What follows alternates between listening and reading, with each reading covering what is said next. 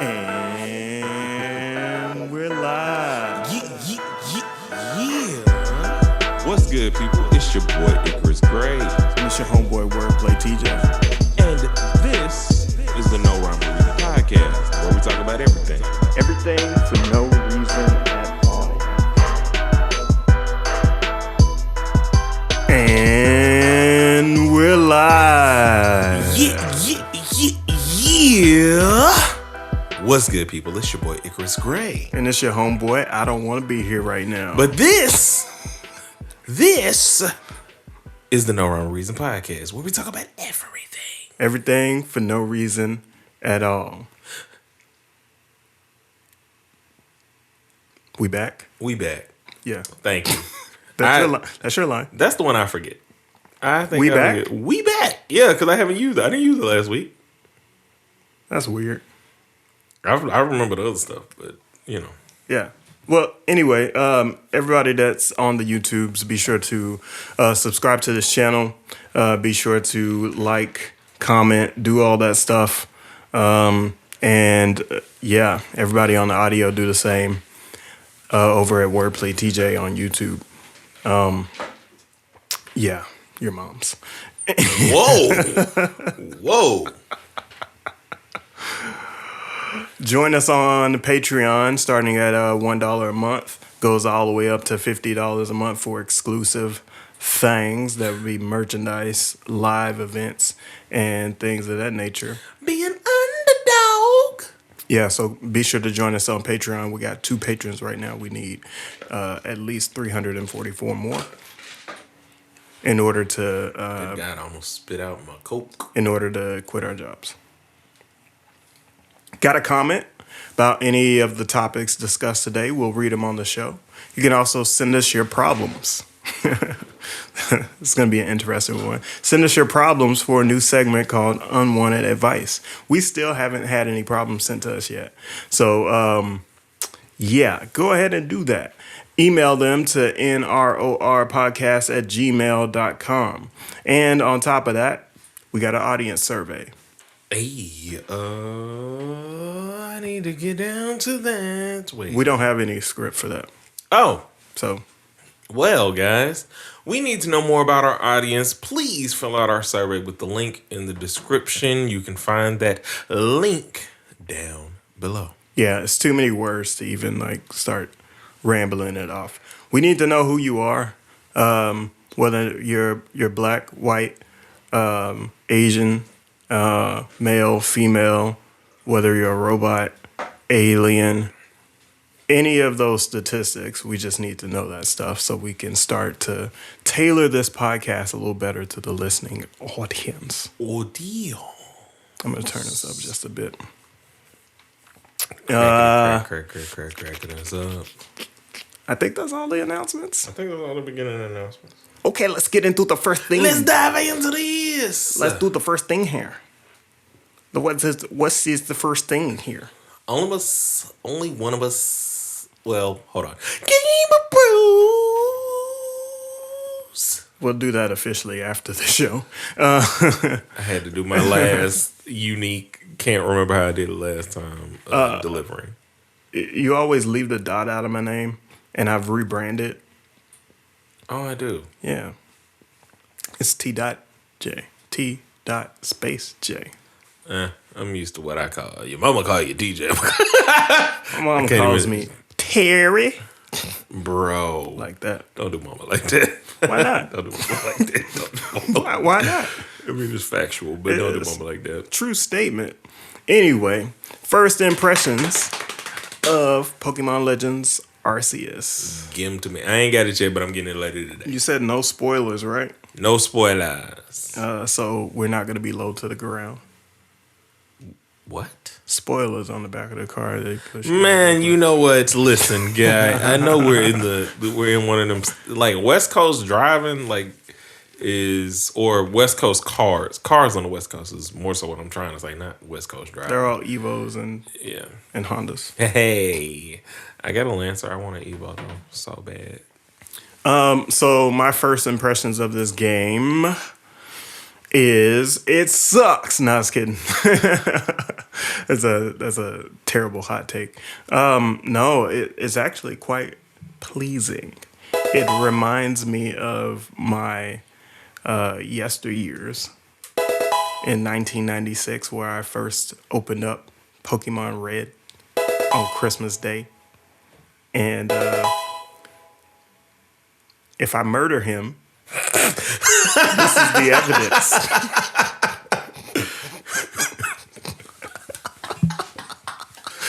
How's YouTube gonna take that one? Anyway, I can't stand the rain.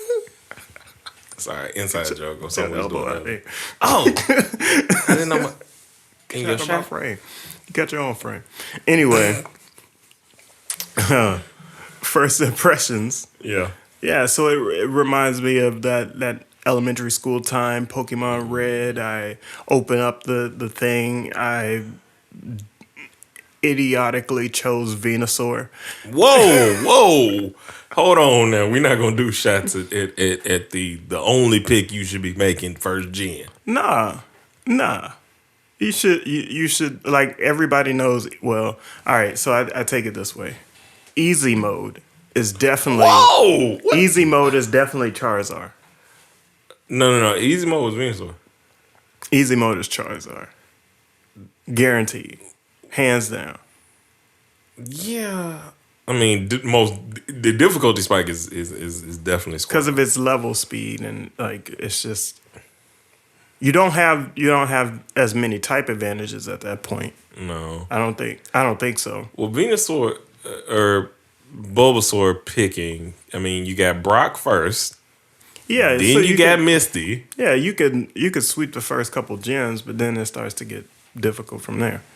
And then don't wind up in Fuchsia City.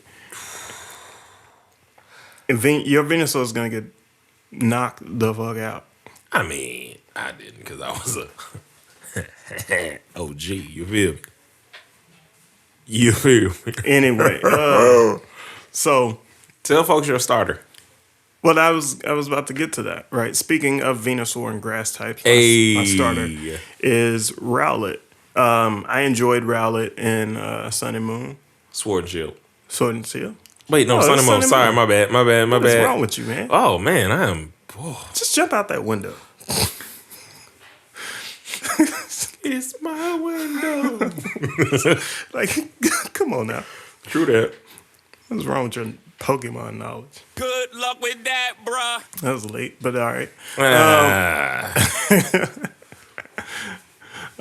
So, yeah, Rowlet is my pick, and I'm kind of wandering around the land. I'm still currently in tutorial mode, basically, where they're showing you all the ropes and the tricks and the trade. And what can I say about this? Technically, since you're still in tutorial mode, you can say a little bit. I mean, I do know enough. So I mean, the game is out, right? So yeah, the game is out. The only reason I was trying to keep you in spoiler free mode is because I didn't have it yet, and I didn't want to be like so. The spoilers was for me, not for y'all. I don't care enough about. I mean, I care about y'all. I care about. I'm turning into you now, but I don't care enough about y'all to not just say spoiler alert and keep going. It's a joke. I'd be like, spoiler alert. I'm talking about it. I actually like people. And y'all look at like I'm not gonna come up. I should be doing all the Spider-Man No Way Home spoiler talk at some point, but you have not seen it yet, so I cannot.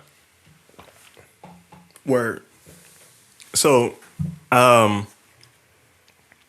it feels great. It's a new experience. The world is very. It's like crispy and HD. It just feels good to play. I think the grind of it, you could just, if you want to, stay in one area for hours on it and then move on to the next objective if you want. I like and that. It kind of pushes you to do that anyway because you have an entire kind of, because the Pokédex is a journal of sorts of you collecting Pokemon. So you literally have to catch a lot in order to kind of fill those those objectives. the research qualifications. Right. So But that's the thing that's interesting about this game that I learned from the trailer when we first talked about it was, and I think we talked about it when we were initially reviewing kind of how our feelings were. But this is what the game was supposed to be when it came out in the first place. yeah, Is I can see that. this kind of That's what we imagined it as. Yes. I mean, especially like if you know what the creator was trying to do with the original Pokemon in the first place. And it ends up being this really just high quality experience because you are observing. And if you think about like what it is that you do and how you catch the Pokemon now versus other games, you actually are observing the movements. Is this animal aggressive? Is it not aggressive because Yeah. they've been around humans for a long time? Like, the more you would learn about it, of course you would learn more instead of it being in the modern age of the games where, you know, we've created the systems that now make everything easier. But to be so fresh and still have the man, that was a whoa, Jesus. All right, sorry guys. Whoa, He was whoa. all up in that I camera. was just like, Hey, lean. guys. How y'all doing today? You could see all my buttons. Also, I need to anyway. Once we switch views, I'm gonna Gotta fix some exfoliate. stuff. Factuals, actuals. But I like that it's just fresh while having the quality of life things that we've always needed. Agreed. So I think if I continue with my experience, it's like your camera's too close, mine's too far. And now my elbow's in your shack. It is never the right. It's never the right ratio. Anyway, so I've died a couple times. Not Hey. died, but fainted. Fainted. And I encountered a level 40 alpha Pokemon when all of mine are below level 10. And that was just not enjoyable. But that's the other thing that we like had to go through. Like, you know how long it took me to get through Viridian Forest? Oh, yeah. That was a nightmare. Like, just You were poisoned all the time. you were poisoned. And if you walked anywhere while you were poisoned and you just had zero antidotes, you were just Screwed. stuck. On And top then you of had that- to go back and heal. And these kids don't know they don't know. And there was not like the standard you know, all of the type advantages and disadvantages were there, but there were not as many. There were only 151, so the combinations were very different. You would have assumed that Charizard was a dragon, but apparently not. They didn't think that one very much through very much. Well, that actually they did, They gave it But- to him in retrospect. but only in, you know, Mega Evolution, not in like anyway. But it's They should have made a new form for one of these new regions where Yes. I thought they was would have done dragon to begin with. that. Would have been dope, especially yo, meme life. I don't know. You should have if you had a solo of you, so then we can make that a meme. Yeah. Oh man, just Think about it. We can isolate let me that. stop leaning. I like how on this it doesn't look as bad, but when you go to my single camera, I'm like, "What's up, y'all?" Just give me a snap and I'll remember this point. All right. Thanks. Oh, I should have done it like how we would have, No, you're you good. know, like would have done it back in the day. You don't you need to feel? lean with it, rock with it. So more first impressions. So my team. All right, so check out what my team is right now. I wonder if I don't think I could guess, but So I have I might butcher some names of some new mons, but I have Rowlet, I have an Eevee, I have, and this is early. I have a Ponyta. I have is it Buizel. That's probably a new one. Because Bowie, right? And Zell. Buizel. That's a new one. I have no idea. The otter kind of one with the... From the... Yeah, it kind of looks like an... It's not the starter otter, but... Oh, you mean Oshawott? No. Not Oshawott? Then it's a new one and I have no idea. What? You don't know this one? New one? No idea. So now we gotta look it up. Now we gotta show the people in post. Snap, thanks. Weasel. Oh, yeah, I know what you're talking about. With the, sorry, my bad. Buizel in terms of the Weasel. Yes, I'm sorry, my bad. Oh, okay. It's funny, I do know what you're talking about.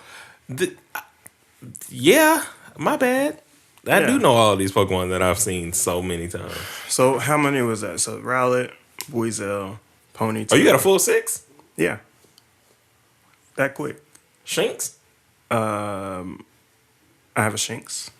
Yes. I gotta have a Shinx. But I have to have a shiny Shinx. You're messing me up.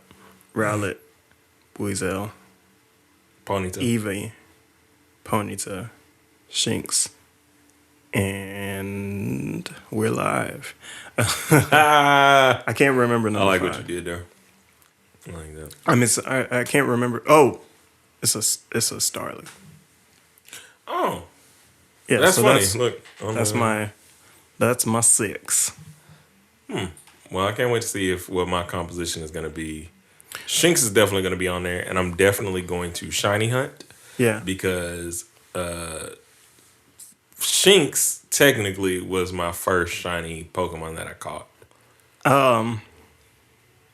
I don't know if I'm interested in shiny hunting. It's too much work. Oh, it's so much easier here, though. But I seen a video.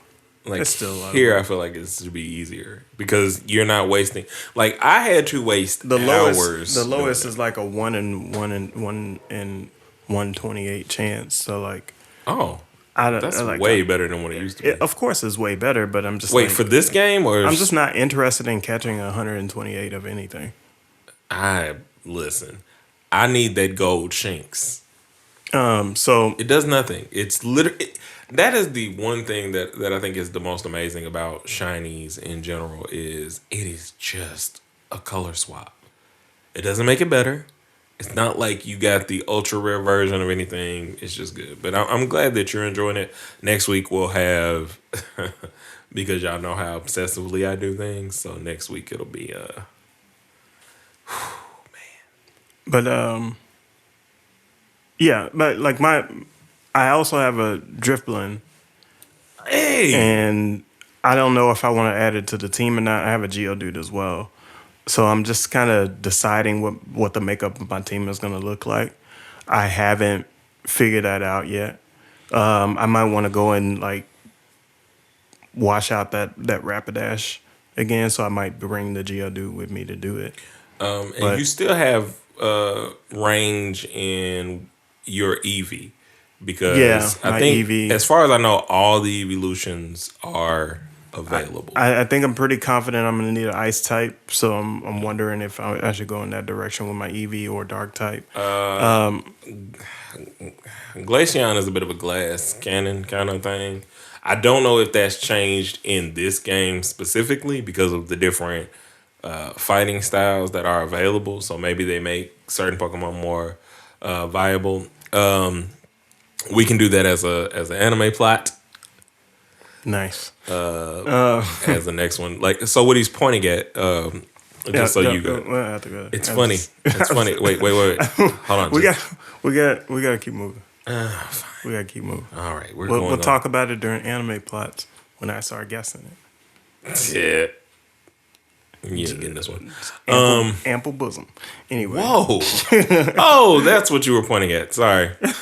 I had no clue. I thought you were just like, this looks interesting. But yeah, let's be better than that. Let's change perspectives. Yes. So last week, we were talking about, and this still leads in anime plots. I still could have kind of done it. But last week we were, Jesus. I don't be ready. Just move it back. So. Or you move yourself back. Yeah, I'm gonna slide back a little bit because every time y'all will be watching these clips like, hey. But anyway, in your face. So this week, the self-help that I want to talk about is changing perspective. So there are a lot of things that can open up for you just from changing perspective or gaining perspective. Can also be in the self-help realm. I've been diving a lot into the anime and manga of Blue Period, which is about a guy who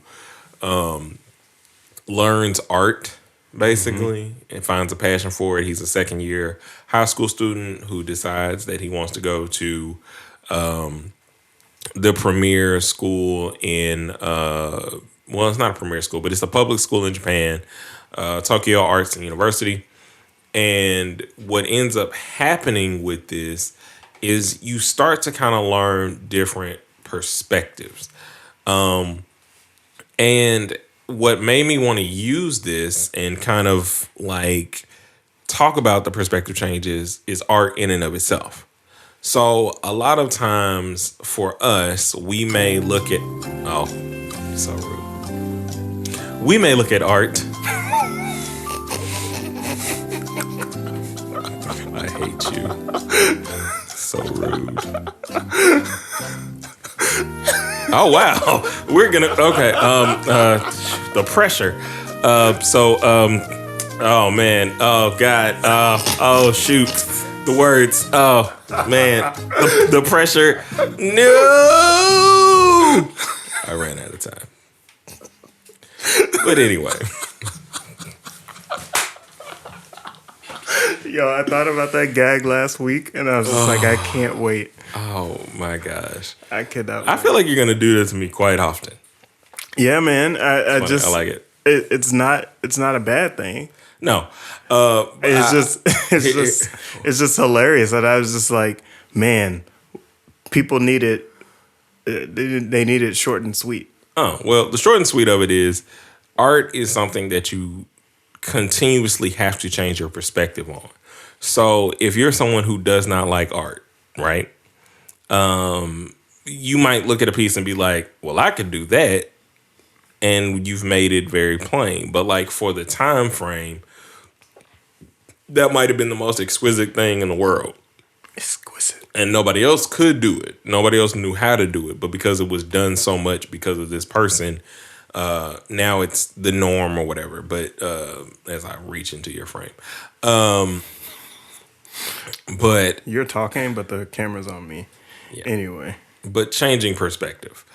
Wow, that was a good actual transition there. Hey, you see what I'm doing there? So you just kind of have to learn how to change your perspective on things, gain perspective, gain experience, and it allows you to be more well-rounded. Because there are a lot of times where if we don't look at something from an empathetic point of view, or you don't try to gain a different perspective, you can be too one-dimensional, and it can be really, really hard to achieve your goals because you're only looking at it one way. I'm too old for new perspectives. You get new perspectives all the time. You literally do. Listen, I like being one-dimensional. You are don't. You know what? Good luck with that, bruh. And as your friend, you know you are the furthest thing from one-dimensional. Here's how I see changing perspectives. Go ahead. So, I think everything is a learning opportunity. Whether you enjoy the experience or you don't enjoy the experience. And so how you kind of reconcile that is you take the experience, whether negative or positive, and you absorb the lessons from it. Mm-hmm. You're muted. God dang it. It's like Zoom meetings. Yes, that is exactly what that felt like. But yeah. So I was gonna say, like, all right, so you make the art analogy. Mm-hmm. for some reason, I thought that was a D pic for a second. Whoa. Not mean like an actual picture, Uh-huh. but a drawing of a phallic region. Wow. It's Waddle D. It's kind of a penis, but anyway. Sorry, I have to tell my sister no, I can't talk right now. Oh, that's fine. Change your perspectives about art, right? So Right. art ultimately is a skill. And folks will go into an art class or, social interaction and say, "Oh, I can't draw. All I can draw is a stick figure." That's their whole thing.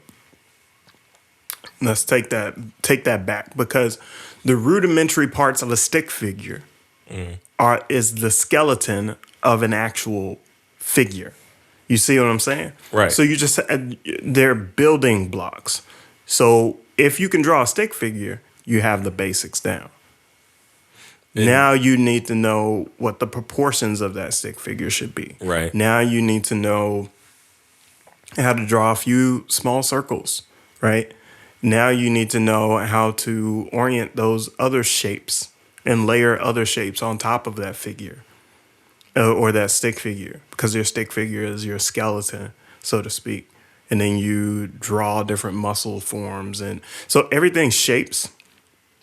Everything is built off when we're talking about drawing and art, and for the most part, especially if you're being very figurative, most things are shapes that you just start to slowly redefine and sculpt. So it's like it's the reverse of a sculpting process. True. You're starting from the inside out, not the outside in. And so that skill is teachable, because once somebody learns how to break things down into their basic shapes, and they know how to get more precise, you get more precise with practice where you place those shapes. Then you'll get into a space where you're better at art in a very short amount of time. And then I also think that to even take it further, because again, this is all perspective based, right? So if you also say somebody can't draw stick figures, right? But they're amazing at putting together like Lego houses or building or sculpting, if they were doing it from the opposite end. Right. Like, you're still good at art.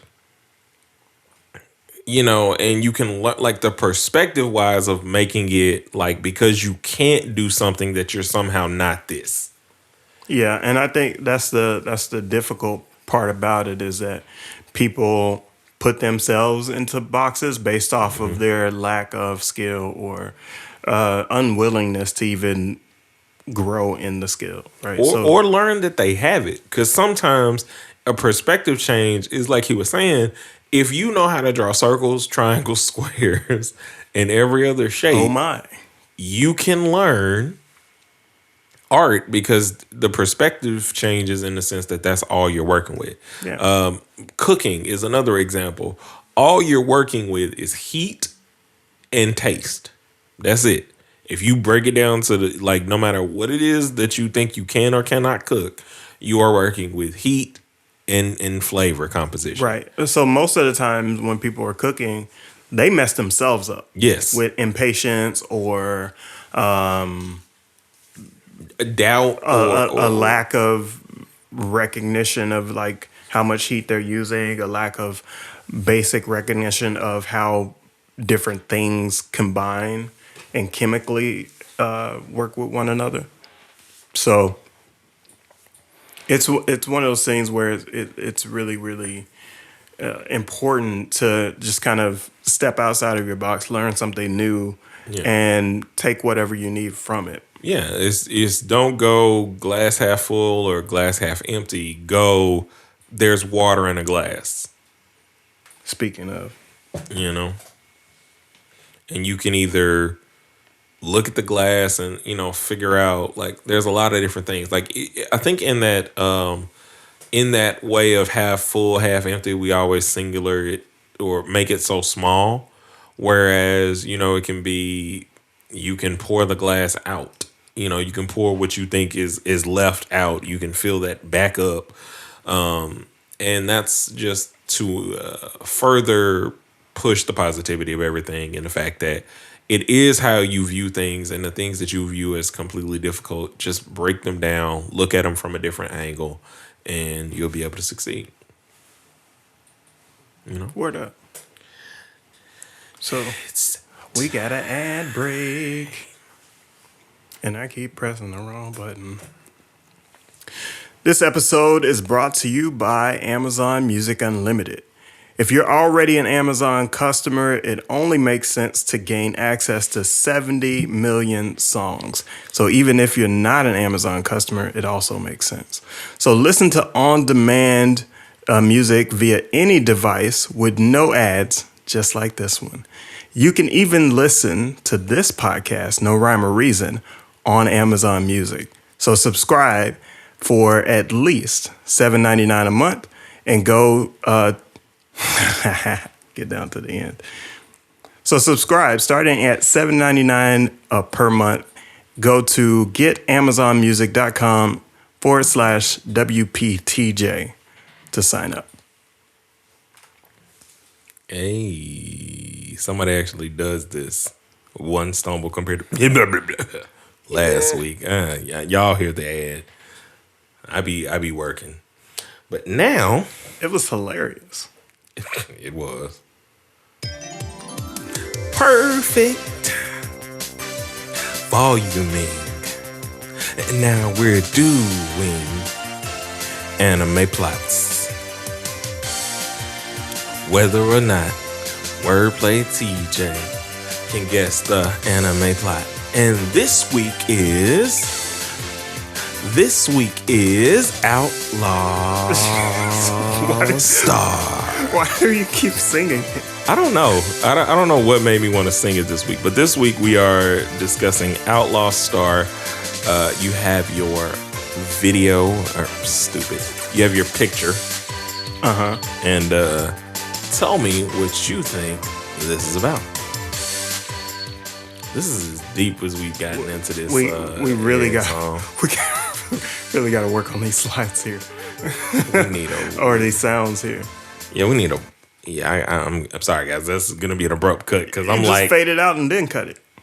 oh yeah, you're right. But we never get that deep into this song, and so I'm like, this is I shouldn't have sang in the beginning. Exactly, because then the timing's off, and then Oof. we need a podcast class.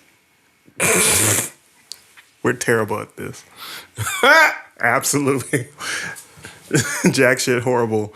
And I'm just as bad with the cameras. So this one is called what? Outlaw Star. Outlaw Star. Interesting. So you go with the gunslingers again. I do keep picking guns for you. Mm-hmm. Bang bang. It's a repetitive thing. All right, so I see this redheaded looking dude holding a laser gun of sorts with blue gloves. He's a little buff, a little scarred up. Looks like tiger stripes. I'm not sure what that's about. There's a ship in the background. There's a gun in the other hand, which seems a little redundant. What's the plot, though? He's just going and taking other people's ships. That's what this is. He's a bounty hunter. Because in space, you just have to be a bounty hunter, right? Like, there's too much. It's like the lack of space economy is what makes you have to be a bounty hunter in every space flick. Does that make sense? I think I get what you're saying in a, like, there's so, like, it's kind of like driving between country towns and there's only but one, like, gas station. Yeah, I'm just assuming that nobody has a real job in space. So you're just kind of making it as you go. Like you got, you know, not a 9 to 5.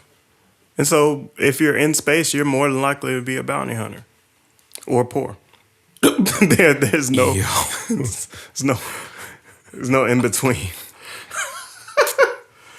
Oh my gosh. So I think that's what this is, right? He was once poor. Now he's a bounty hunter. He's going around stealing ships. He shoots people who doesn't let them take the ship. And I shut you down. he has a girlfriend named Trixie. Wait, what? Where does Trixie come from? I don't know. There was no food in this one. I I'm always guessing. expect whenever you're like, man, and they trying to get some Oh, McDonald's you mean for the goat. the hot dog he's holding? Bro. All right, bring up the big picture so I can give them. Well, first I have to tell you. Yeah. Let me bring that up. Yeah. Double up the ugh. But bring up the big picture so that way I can give these folks the plot. Outlaw Star is a space opera / space western set in the fictional Towards Stars era. Spropera. Opera? Spropera. Spopera. Are you combining these words? Spopera. Yeah. Space opera. I get what you're doing there. During its past, During its past, an asteroid containing a material known as Dragonite crashed in the fictional Arasan Desert of northern China. Scientists found that the Dragonite contained properties related to ether, an energy source that would allow spacecraft to travel faster than the speed of light and thus traverse large distances of the universe in a short time. Those spacecraft. New colonies were formed through the vast reaches of outer space. Pirates, assassins, and outlaws began to threaten humanity's new frontier. Well, actually, you know what? Yeah, right. Let me change my mind. Outlaws. You did get that part. They're bandits. The storyline starts shortly after an infamous outlaw named Hot Ice Hilda flees from the Kai Pirates branch of the Tenpa. Hilda has stolen from them a highly advanced prototype ship dubbed the XGP-15A2 and a suitcase containing a bio-android named Melfina, the only being capable of interfacing with the ship. Outlaw Star opens on the backwater planet sitting on... Good God, this is way too much. Anyway, it's just about outlaws. They go into space. He's not really like a bounty hunter, but it's kind of exploring like who Melfina is, because there's a bio-android, because she is human. There's a purpose for her. Where did she come from?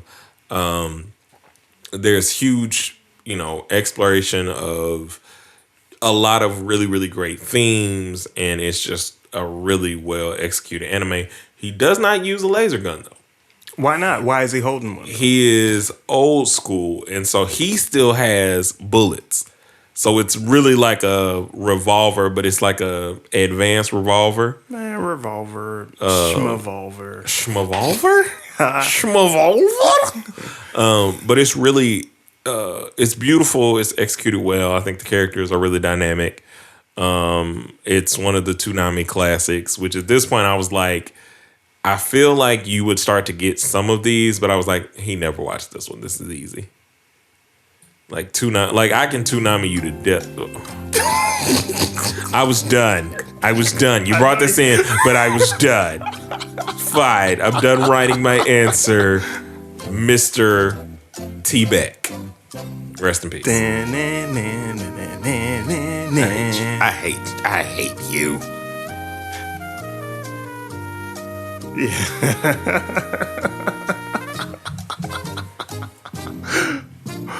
Oh man. That's they also hilarious. end up at some point there's a space race. Oh geez. Oh, there's more. Never mind. There's also a space race at some point, and they have to get money for their ship. That's unnecessary. It's kind of like space Formula One. I hate Sorry. you so much.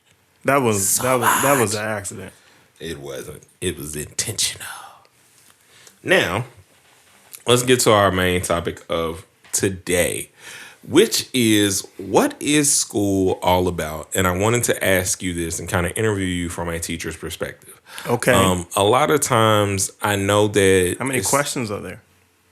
You'll Did see. you tell my agent? You have an agent? Yeah. Did you send me these questions ahead of time? You know what? Wordplay diva. Can I go through and edit a few? No. Man, I've had emails like that before. And I'm just like, who the hell are... Never mind. So I wanted to talk about this from a teacher's perspective because knowing you all these years as you've been teaching, I've learned a lot about what you specifically want for kids to learn. I've grown up, especially with you, knowing teachers who cared more than what was the required curriculum. Yeah. And we've talked about school system changing and all of this different stuff. But from a teacher's perspective, what is school all about in your opinion? Let me think. And let me get our faces on here. Okay, there we go. What is school about, in my opinion? Mm-hmm. School's for nerds. What just happened? That's all I got. Is that it, teacher? Mm-hmm. I'm about to throw out this window. I hope my boss doesn't see this. Anyway. Bro. No. Seriously. What is school all about? Mm-hmm. That's a big question. Is that the same as your first question? What is school all about? Yeah. This main topic? Mm-hmm. Why don't you start lower? And work our way up to that. So that's the Is there biggest- any other thoughts, any other questions you had? Because singular questions. not to avoid the question, right? Because I want to answer it. I just want to build up to it. Okay. So singularly, what is something you as a teacher always want to impart on your students? I want to impart, for the most part, autonomy. Mm-hmm. Because in my experience, people go through school, and the number one thing that I hear about people that have a school experience is, by the time I leave here, I'm not prepared for adult life. And by the time I start college or finish college, I still am not prepared for adult life. So I just delay it for 4 more years. So I really want kids to think about their how they're going to have to drive their own future, and they're going to have to start making decisions. The issue is that there's some dissonance there, right? They don't have bills. They don't have responsibilities, so to speak. And so they don't have to actually think about that because it's not actually real yet. Mm-hmm. And most people, because that 4-year phenomena where you wait 4 years and then you try to make it as an adult and then you delay it another 4 years with college, that phenomena comes from not being able to, not having something actual and tangible in your life to hold you accountable, so to speak. Okay. Second question, I guess, is... Oh, there it goes. I forgot the question and then it came back to me. So it would have been like 3 or 4 years ago, but you took some students and kind of went through explaining, like, basically racism in the South, to kind of simplify it. What was your goal there? Outside of the obvious. Yeah, there was no goal outside of the obvious because, all right, so those kids live here in Washington State, and ultimately there's a bubble here, right? There's a bubble of perspective, something that we talked about earlier. And with that bubble of perspective, folks don't realize how well they have it here in Washington State compared to racism in the South. So you have overt, covert, and there's more covert racism here than overt. And they got an opportunity to taste and actually experience some of that overt racism. So, what were some of? Are there things that were taught to you from other teachers that you keep with you today? Excuses are like a butthole. Everybody has one. That was my sixth grade teacher, black lady named Miss Harris, and she's one of the people that introduced us to Harry Potter as well. Shout out. In a predominantly black school. So, whereas that really wouldn't have been the thing to kind of open up our minds in most traditional black schools. I'm still mad we didn't get to have sixth grader Martin Luther King and get Mr. Harris and go on one of those famous trips Like to to Wendy's? DC.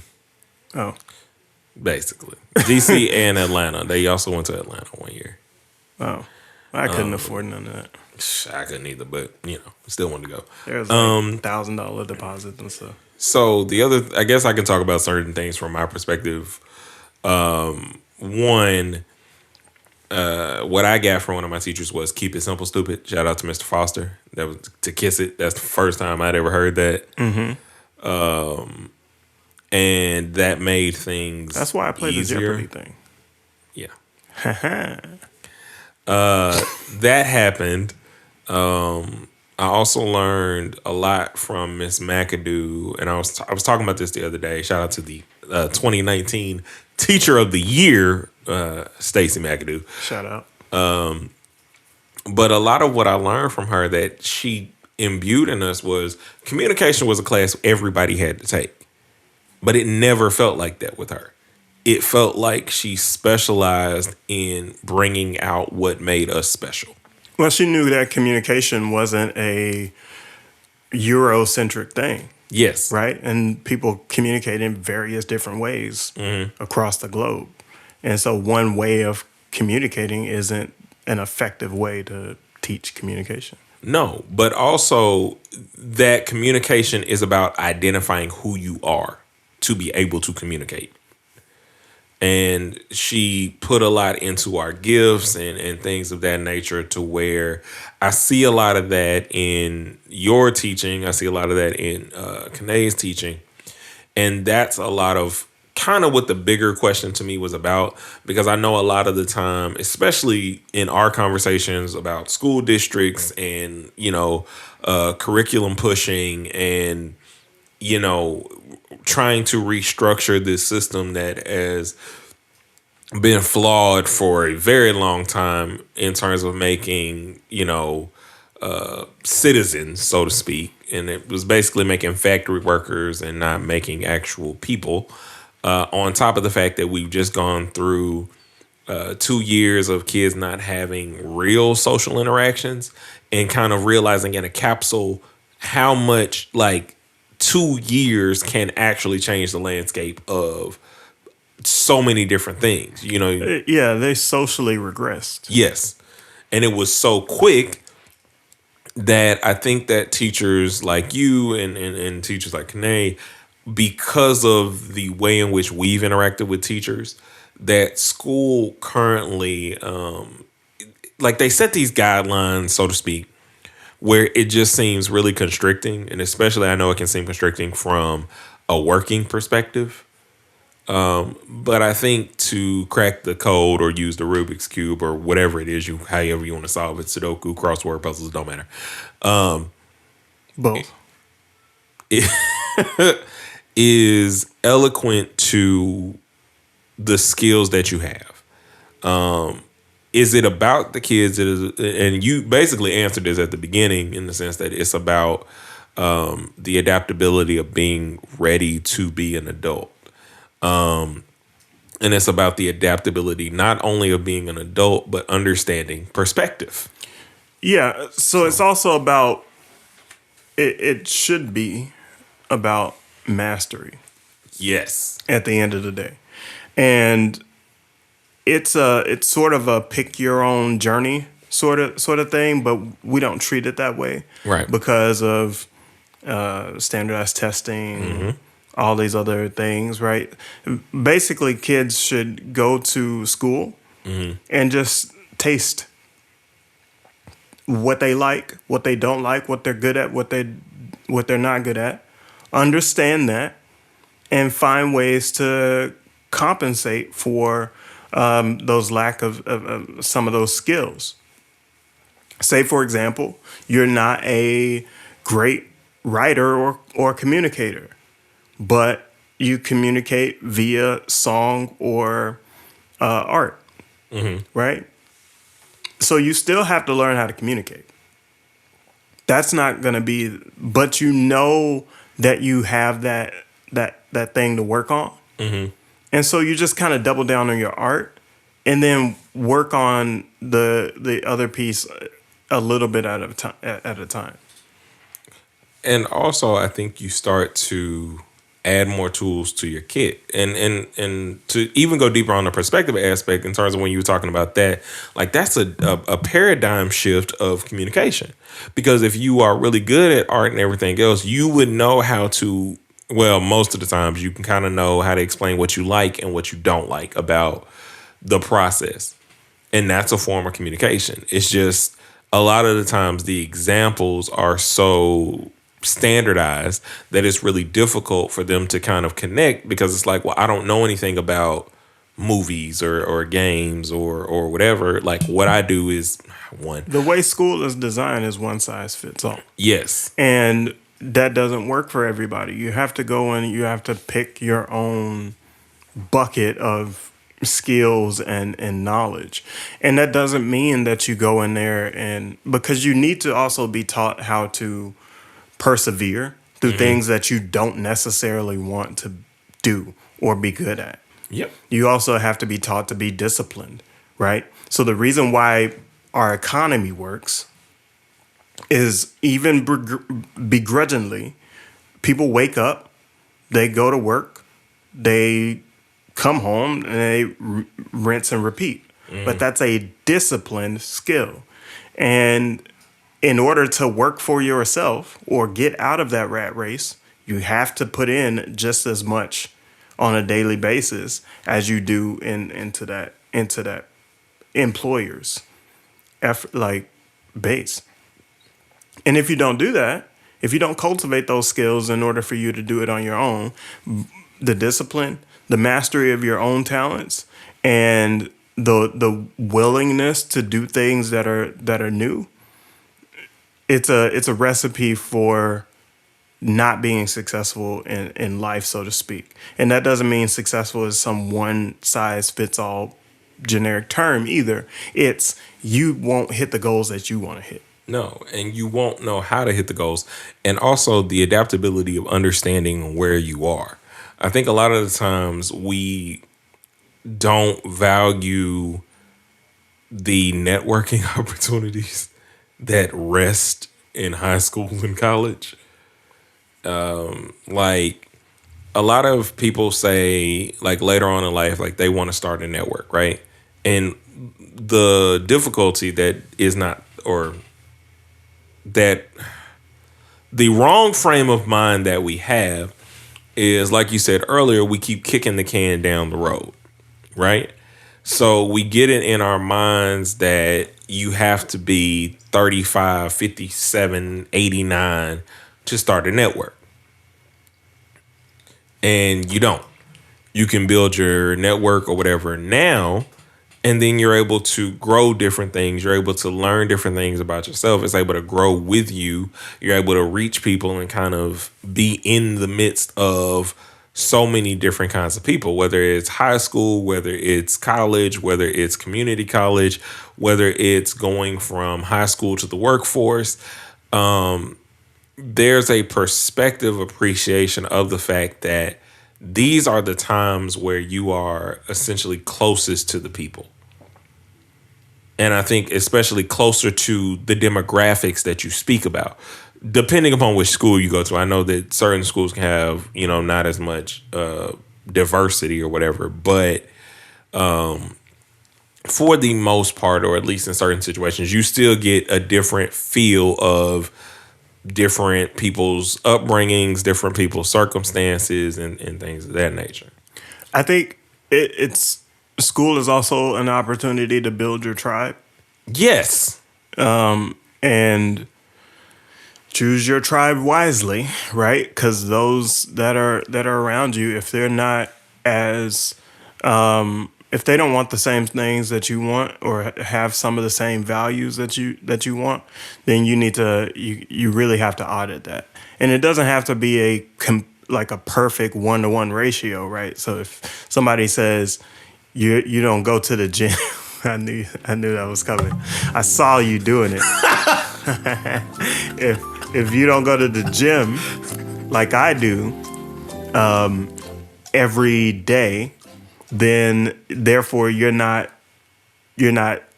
belong in my tribe. People aren't necessarily going to have it exactly the 1-to-1 ratio that you all have. They need to pick their own poison. That doesn't work on me. I know, but I'm so mad. Like, what's funny is you had no indication of where there was in the timer, and literally, like, it was like 3 seconds left. You were like broadcast trained in your brain. Oh, I'm definitely broadcast trained, but also... Oh, you definitely are broadcast trained. I had to think about that. You really are. I spent, 3 years on the radio? True that. But it's such a... 4. What I wanted to do this big topic on, or why I wanted to do it is essentially, like I said, to kind of talk about these things more often. Because I think that we're on a great path of kind of infusing, decoding, and promoting kids to where they can be and should be. Yeah, we just got to get the profiteering out of schooling. Yeah. And I think that that was hard. Like, Kane was talking about the, all of the district battles that you had a couple years ago with... Oh, I still have them, so that does not stop. Well, with the funding and stuff. And she was like, well, but they approved it. Why did they not? And I was like, but that's the fight of the plight of teachers. And what I marvel at is the ability of the greatest teachers that we've encountered. Thanos slap. Oh. Marvel. I like what you did there. Uh-huh. That was a little late. Was masterful. But I mean, a little late, but all right. Good luck with that, bro. I hate that I didn't tap that enough. So then it's like a pause. Like, that's what he said. Wow. But what I appreciate the most is I never got that feeling. And I'm sure that the students hardly ever get that feeling from teachers like you or other teachers, where you know that they are dealing with district battles. You know that they're fighting with principals. You know that they're fighting with other parents and things of that nature. But to be able to hone your perspectives in and allow for the growth of you specifically without burdening you with the fact that other things go on, pretty perfect. All right. So we appreciate everybody watching, listening, being with us here on this podcast, No Rhyme or Reason Podcast. Be sure to subscribe, like, and do all those things. We'll see you next week. Peace. A 1 and a 2 and peace.